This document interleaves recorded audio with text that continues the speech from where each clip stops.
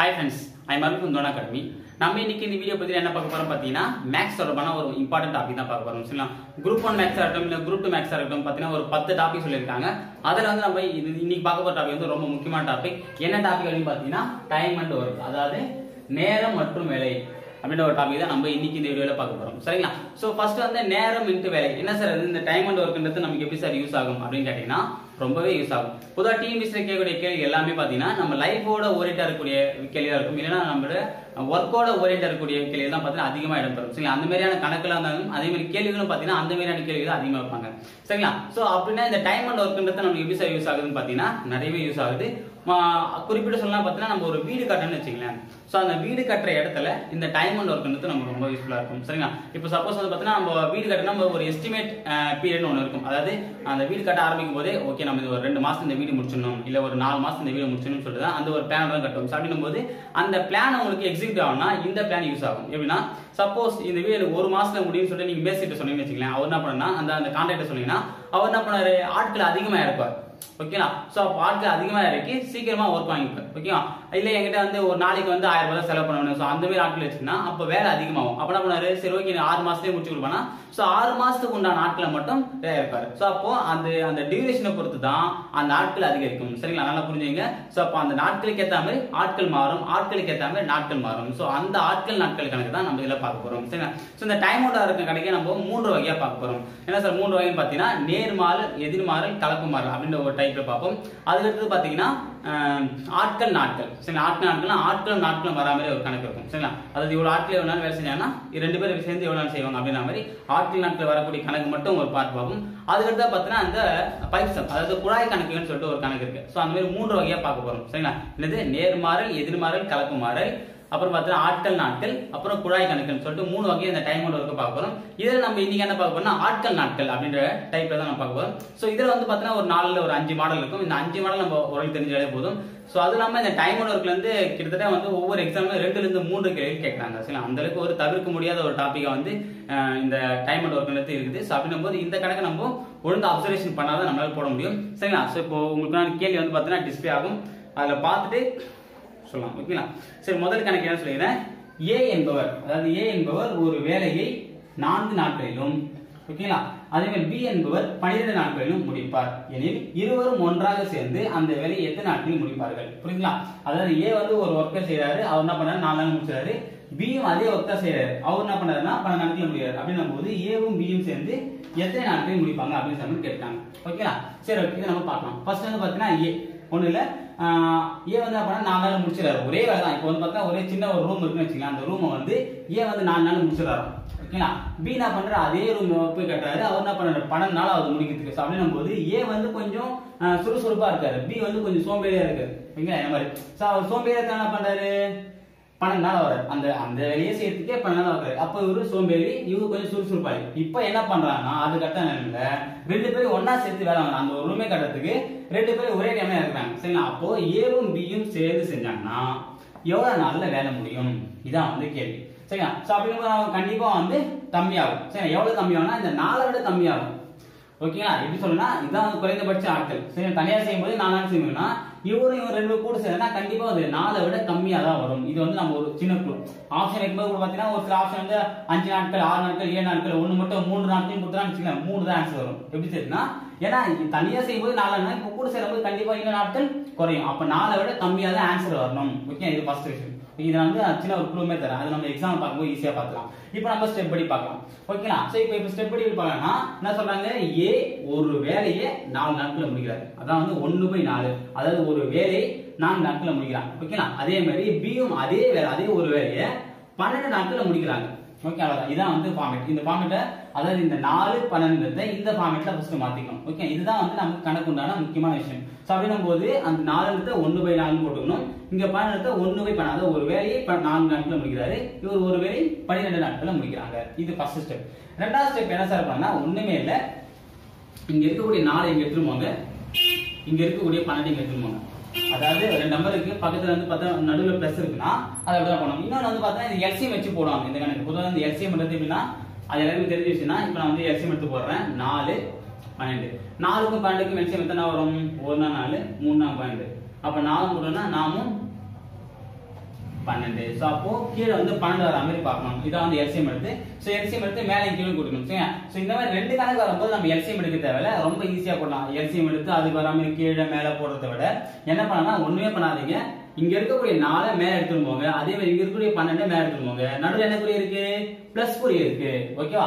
Plus குறி இருக்குன்னா மேல பிளஸ் போட்டுங்க. கீழே என்ன பண்ணா இந்த 4ஐயும் 12ஐயும் பெருக்கணும். அவ்வளவுதான். ஓகேங்களா? இப்போ நான் போறேன் பாருங்க அந்த ஸ்டெப் படி. என்ன சொன்னேன், இங்க 12 இங்க ஒட்டணும், அப்ப 12 வந்துருமா? பிளஸ் இங்க இருக்கக்கூடிய 4 இங்க வைக்க சொன்னா அப்ப 4 வந்துருமா? நடுவுல என்ன குறி இருக்கு, பிளஸ் குறி இருக்கு. அப்ப அப்படியே பிளஸ் மேல போட்டுங்க, இது பிரச்சனை இல்ல.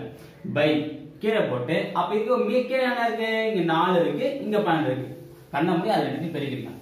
அப்ப 4 × 12. இதை நீங்க பெருக்கி போட தேவையில்ல, அப்படியே வச்சுங்க. ஏன் அப்படி இப்படியே வச்சு சொல்றது உங்களுக்கு பின்னாடி தெரியும். ஓகேங்களா? சோ இப்போ அடுத்த ஸ்டெப் போடுங்க. அடுத்த ஸ்டெப் என்ன வரும், 12 + 4 போட்டா என்ன வரும், 16. 16/4 × 12. ஓகேங்களா?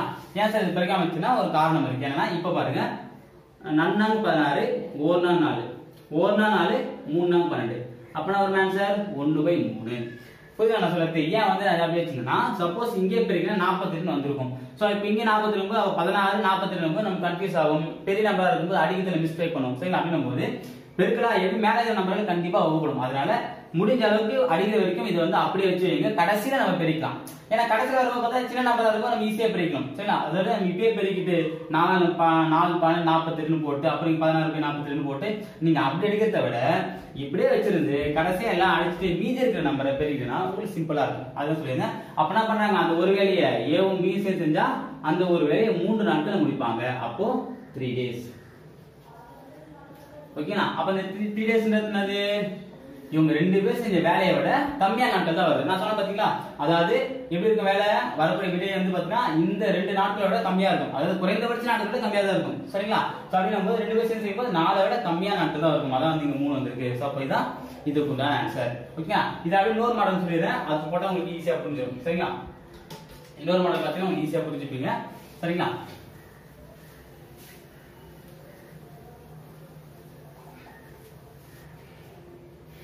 அடுத்த நாள் பாருங்க, A என்பவர் ஒரு வேலையை 20 நாட்களிலும் B என்பவர் அதே வேலையை 30 நாட்களிலும் முடிப்பார். என்ன சொல்றாங்க, A வந்து ஒரு வேலையை 20 நாட்களில் முடிக்கிறாராம், B அதே வேலையை என்ன பண்றாரு 30 நாட்களில் முடிக்கிறாரு. அப்படின்னு செய்து முடிப்பார். எனில் இருவரும் இணைந்து அவ்வேலை எத்தனை நாட்கள் முடிப்பார். சரிங்களா? அப்ப 2 பேரும் சேர்ந்து செய்யணும். அதாவது போன மாதிரியான கணக்கு தான், இன்னொரு கணக்கு போட்டா உங்களுக்கு ஈஸியா புரியுறதுக்காக தான் இன்னொரு கணக்கு போடுறேன். சோ அப்ப 2 பேரும் சேர்ந்து செஞ்சாங்கன்னா எத்தனை நாட்கள்ல முடிப்பாங்க அப்படின்னு பார்க்கும்போது இது அதே மெத்தட் தான் நம்ம போட போறோம். சோ அப்படிங்கும்போது யார் சுறுசுறுப்பாளி, ஏ தான். ஏன் என்ன, ஏ தான் 20 நாள்லயே முடிச்சிட்டாரு அந்த வேலையை. பி வந்து கொஞ்சம் சோம்பேறி, அதனால என்ன பண்றாரு 30 நாள் முடிக்கிறாரு.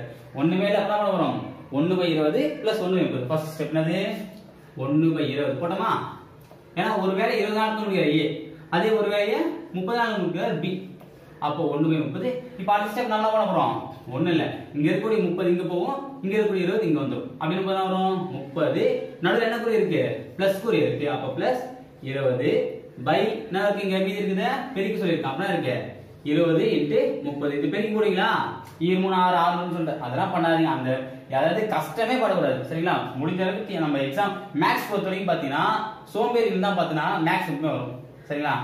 எக்ஸாம் ஏன் சொல்றேன் அப்படின்னா அவங்க தான் பார்த்தா அந்த வேலை எப்படி சீக்கிரமா முடிக்கலாம், எப்படி ஷார்ட்டா முடிக்கலாம் சொல்லிட்டு யோசிப்பாங்க. சரிங்களா? அதனால தான் நான் சொன்னேன், வேற எதுவும் இல்ல. சோ இப்போ 30யும் 20யும் கூட்டினா என்ன வரும், 50. அப்ப 50/20 × 30.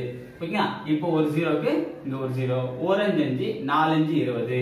அப்ப மீதி என்ன இருக்கு, இங்க 4 இருக்கு, இங்க 3 இருக்கு. 4 3 கூட்டினா 4 3 12.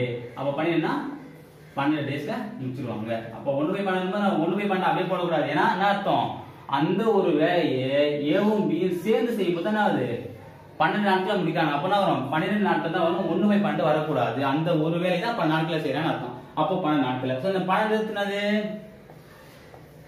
20, இதுல கம்மியான நாள் வந்து 20 நாள். அப்ப இதோட கம்மியா தான் வந்திருக்கு. சோ அப்படின்னும் போது 2 பேர் ஒரு வேலை செய்யறாங்கன்னா அது 2 பேர் சேர்ந்து செய்யும் போது 2 பேர் செஞ்ச நாட்களை விட கம்மியான நாட்கள் தான் கண்டிப்பா வரும். ஏன்னா 2 பேரும் சேரும்போது ஆகுது ஃபாஸ்டா ஒர்க் செய்வாங்க, அப்ப சீக்கிரமா வேலையை முடிச்சிருவாங்க. அப்போ ஒரு ஆள் செஞ்ச வேலையை விட 2 ஆள் செய்யும்போது கண்டிப்பா அவங்களோட கம்மியா தான் வரும். இதை வச்சு இப்போ எப்படி சொல்றேன்னு வச்சுக்கலாம், இப்போ option A B C D.